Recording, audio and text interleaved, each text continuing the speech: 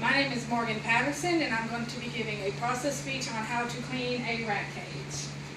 The first thing I do before I clean a rat cage is I take them out and I put them in a very smaller cage, or if you don't have any other animals, you can just let them run around in a tiny little playpen. The importance of cleaning the cage is because every week or so, if you don't clean it, they will start to get respiratory infections because they have very sensitive lungs. So what I do is I use just a regular newspaper and I shred it up in one of these things because they produce the least amount of dust.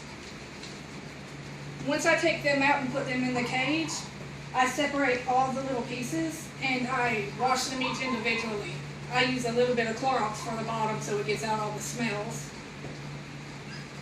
Once I clean all of that out, I let this soak while I shred up the paper. I usually have to use 2 full things of paper to get it enough for them to sit in. And I just dump it in the bottom once I wash it and dry it. And then I wash out these little pieces individually and all of this because they also get very dirty if I don't clean them. And then once I put all that together, I have to wash the rats because the rats themselves, they can be very clean, but at the same time, if you don't wash them about every month or so, they will get dirty and they will get sick. And after I put all of that together, I usually clean out the bowl and I put a bunch of random fruits in it because it's good to have clean food in there. And I use just random rat food that you can get at PetSmart.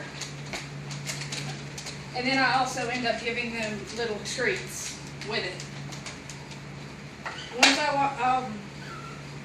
I also like to wash the little hammock up here. What I do with that is, since they can't have very strong smells, I usually just use some plain baby shampoo because it's very sensitive and it's good on their noses.